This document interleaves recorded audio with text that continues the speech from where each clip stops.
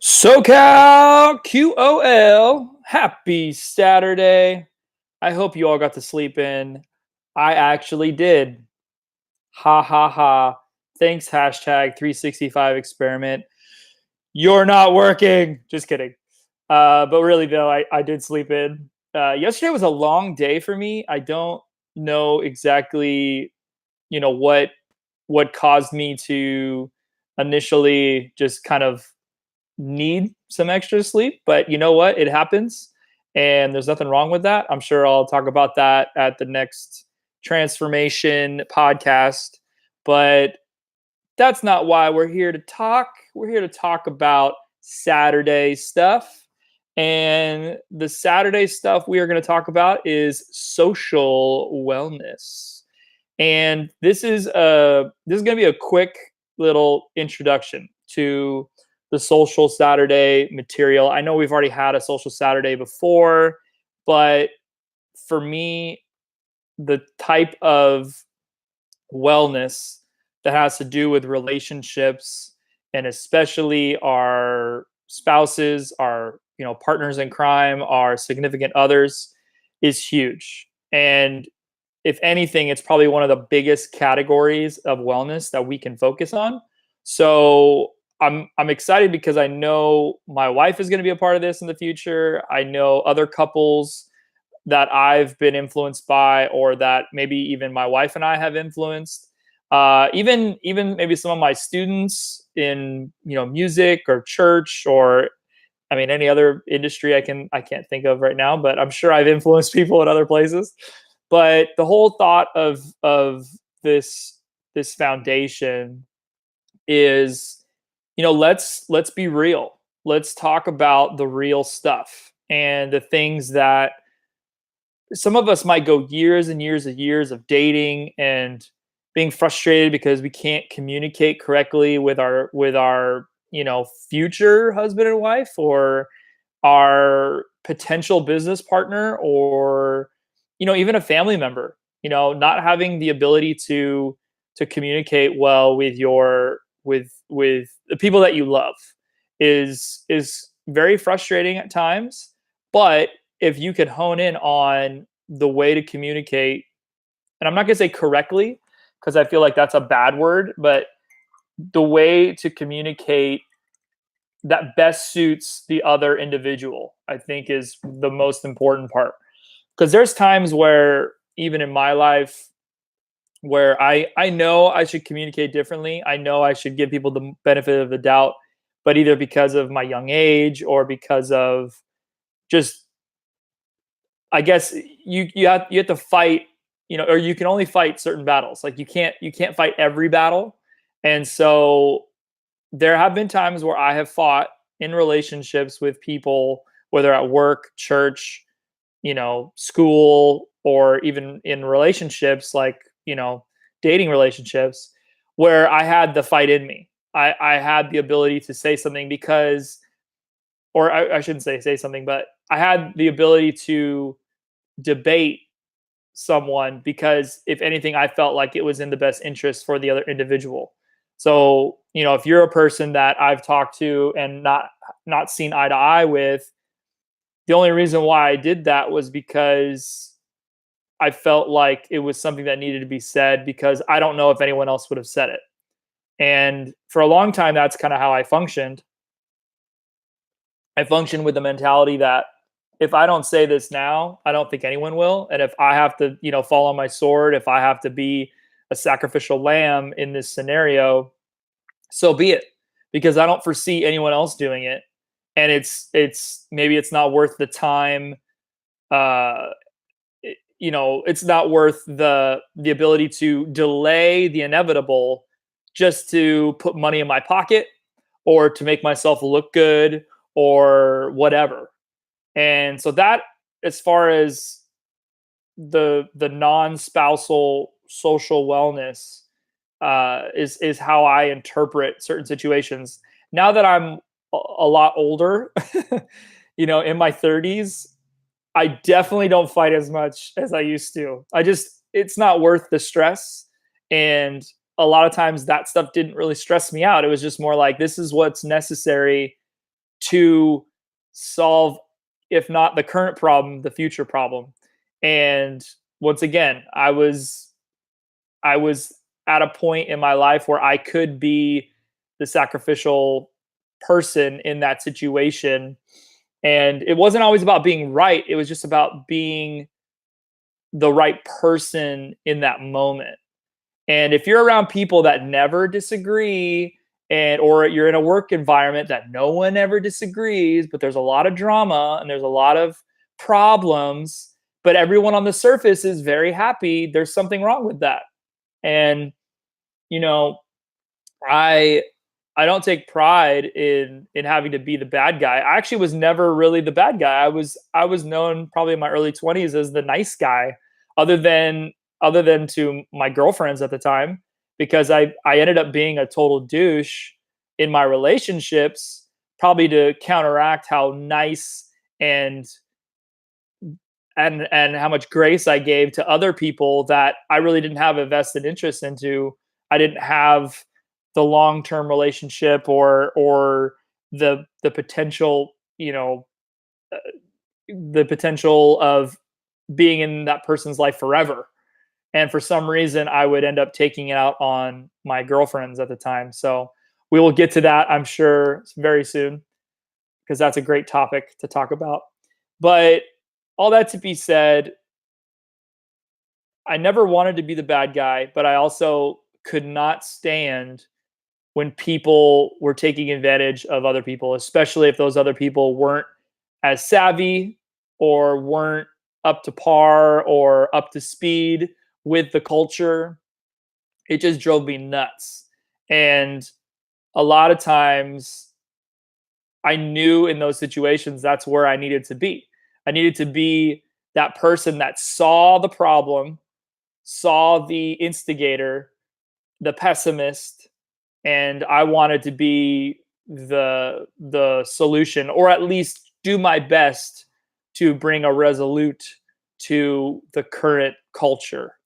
So yeah, a lot of social relationships and social wellness has to do with the culture, the DNA of your surroundings, your family life, your business life, your workplace environment, your relationships, your friends.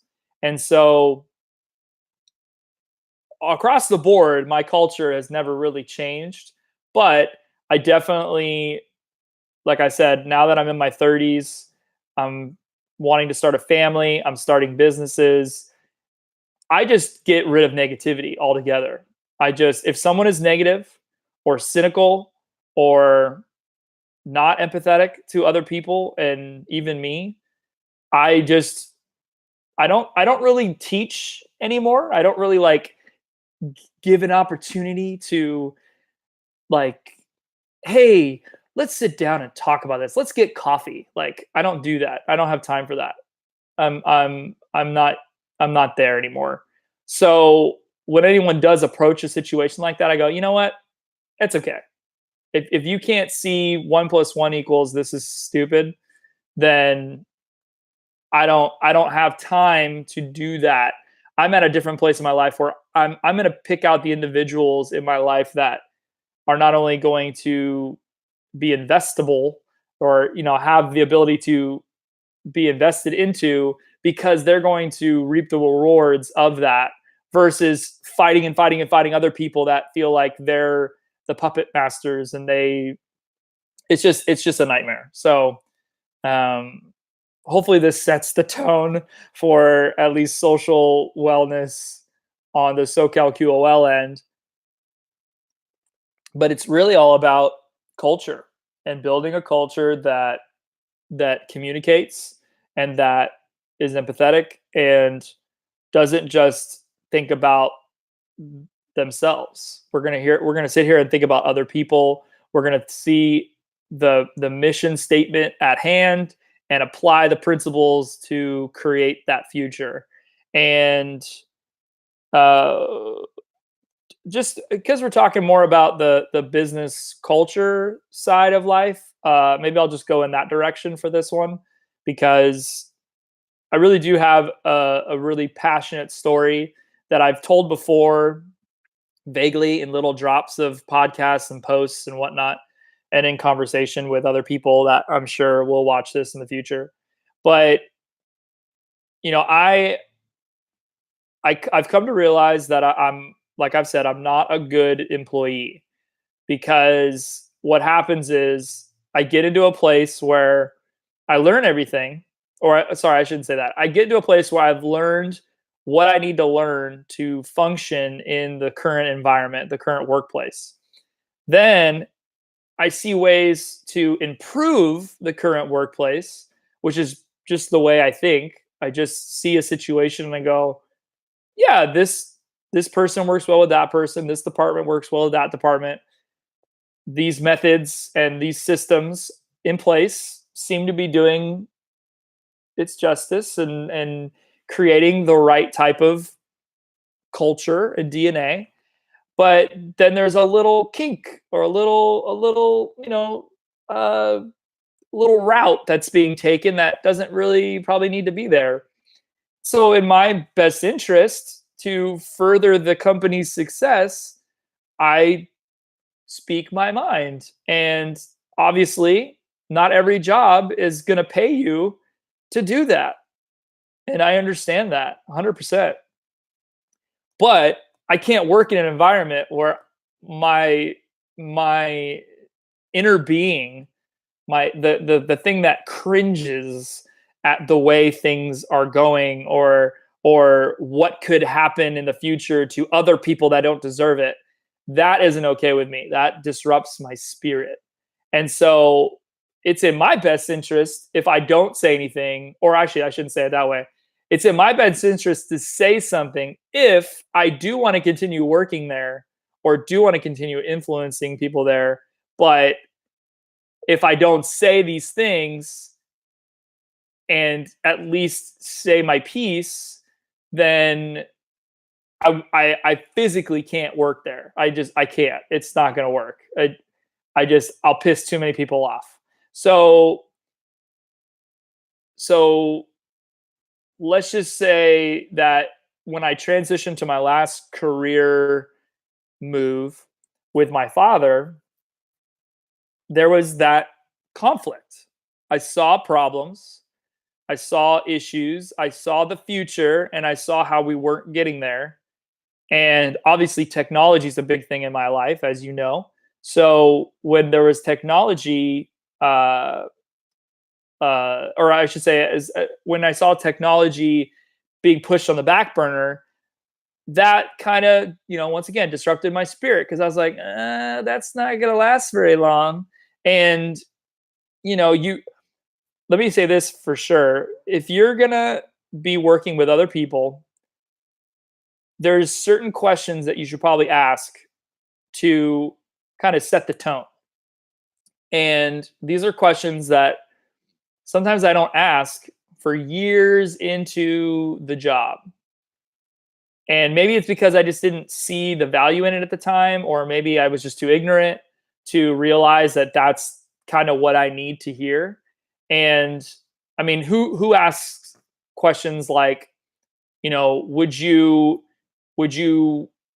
be able to, you know, invest in all your lower end employees at scale and change your systems in place at scale to help support the people that you pay the least and the people that will spend the least amount of time at your workplace, or have the least amount, at least individually, to further your business and make it better. you know if I heard a negative statement in that moment, I probably wouldn't take a job there, because that's exactly how I think the little guys, the people that are the broadest and most impactful in a group, is kind of what I'm all about. I'm into the group vibe. I don't like just, the individual, like this one person does this thing and that's it, and no one can touch them. And if you want to work with them, good luck setting up an appointment. It's like, no, I'd rather have a team of people that are excited and eager to be there, and we can work together as a team and do great things for the task at hand.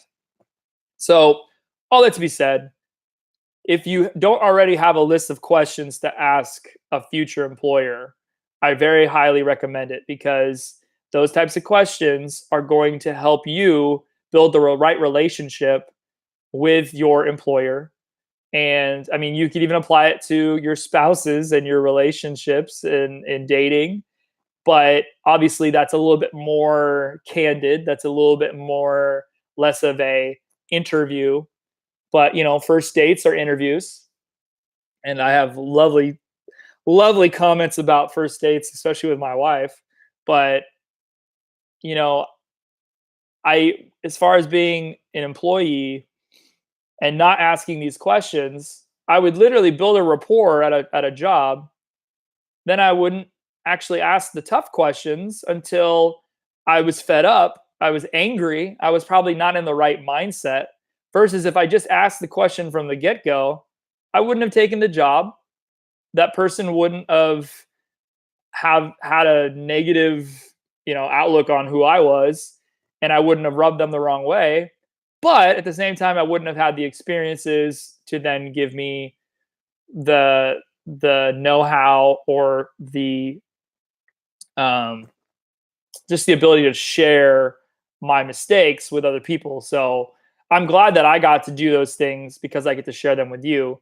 But at the same time, I feel like you being put, once that door closes, once you close a door because you asked the right questions in the beginning in an interview, another door is going to open. You're going to have probably a better scenario with a better culture, a better DNA that fits you.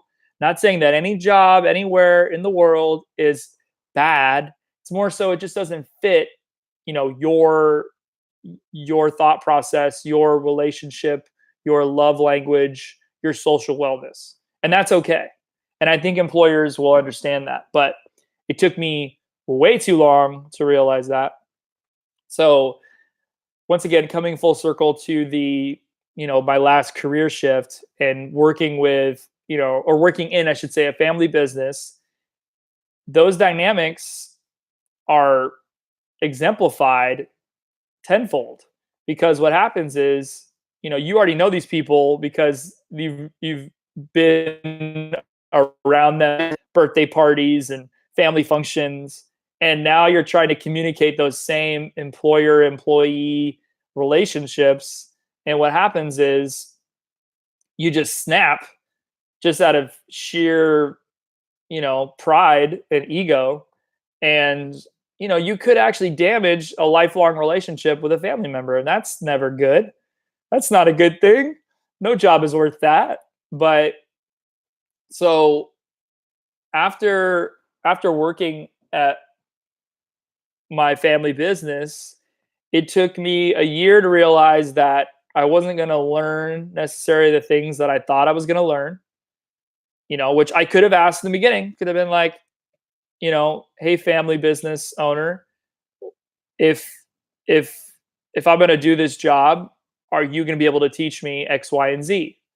Even if it's vague and it's like know the specifics, but like this is what I think I need to succeed in this business. And if they reply no, then you know what to expect, at least when you walk into it, versus just being like, oh yeah, it sounds great. I'd love to be in a family business and then just show up. That's probably not the healthiest thing to do. So after a year of realizing that I wasn't going to learn the things that I thought I was going to learn, then coming back to, I think at that point, it was more so, what am I going to do? So instead of being able to just bounce right back into what am I going to do in the very beginning, if you do commit to doing the job and spending that first year figuring out, okay, what's the future? How is this going to work? Having to go through tons of bad conversations, bad, days at work, commuting.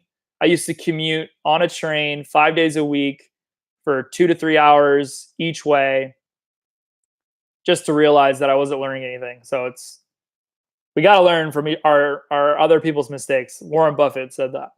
So you can learn from your mistakes, but why don't you learn from other people's mistakes? And so after that second year, slowly figuring out, okay, this is what I think needs to happen, and then telling the employer that. And then if the employer is even remotely into the idea of allowing you to do those things to almost support you or be a cheerleader for you in that moment, I mean, that's a gamble right there. And I think most employers are going to say, you know what, this is just not working out. Have a nice life. But taking those 2 to 3 years to figure all that stuff out, to then come to realization that, oh, this is the future. This is what I'm going to do. I will still sit back, fill this one little position, but my goal is to, do X, Y, and Z, or be this position, or take the business this place. And having that huge disconnect. I mean, that doesn't need to be there relationally.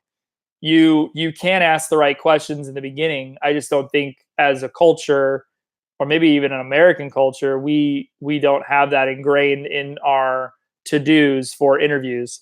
At least I never did. And what's great is I think as an employer, I'm going to be able to ask my future employees those questions. And it won't feel like I'm like, prying for information. It's more so like, here are the questions that I think you should be asking. In that moment, when they ask me those questions and I answer back, if it resonates with them and it makes them feel like, oh, yeah, I'm in the right place. I want to say that if I had applied for, I'm not smart enough to do it, but if I applied to be, someone in the forefront of, that of Apple, 20 years ago, anything I would have heard Steve Jobs or John Ive or even Tim Cook say, I would have been like, yeah, this is the culture. This is the movement that I want to be a part of. Like you're gonna know right off the bat if the person who's leading you is saying exactly what you would say if you were the employer. But that's not always the case because we usually don't ask the questions.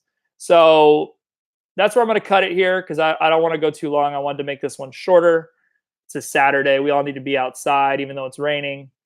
But as an employee or future employee in an interview, there are questions that you should ask. So reflect on the past interviews you've had. If you've never had an interview before, maybe ask around. Maybe ask your family, your friends. What are some things that you ask, or what are some of the things that you wish you would have asked? And in that moment, all due respect, I would love to ask you guys some questions just as my future employer.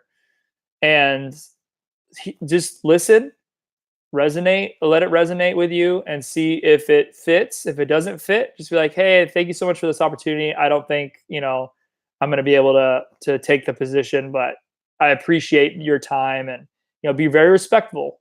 But as an employer now, for those of you who are hiring employees or are going to be hiring employees, including myself, I'm preaching to the choir. If you don't hear questions from your interviewee, maybe you should ask them questions like, what is there a culture that you would like to have, or sorry, is there a culture that you would like to be a part of that you currently haven't been a part of? Or yeah, what is something that annoys you? What's a situation that you would actually be offended by?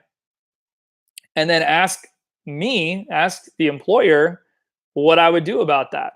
Just think of a question, or maybe it's like a prerequisite to the interview is telling your interviewee, bring a list of questions that you want to ask your future employer because they're there paying you money to do a job.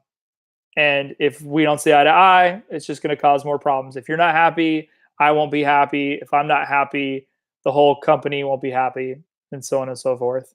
So that's my 2 cents on social wellness today. Hopefully you got something out of it.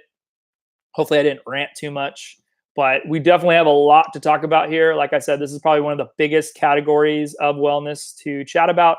It also is going to be a huge part of wellness programs that we provide companies, either small or big. And it's all good stuff, though. And it's all good to get it out on the table, to speak our minds, and to communicate better. So, thank you guys so much for joining me this amazing rainy Saturday. I hope you have a great rest of your day, either staying warm inside or if you can get outside. Like me, I'm about to go in the rain and walk for probably 2 hours. So I'm going to try to wait till it dies down a little bit, but we'll see. But thank you so much. Have a great weekend. We love y'all. Bye bye.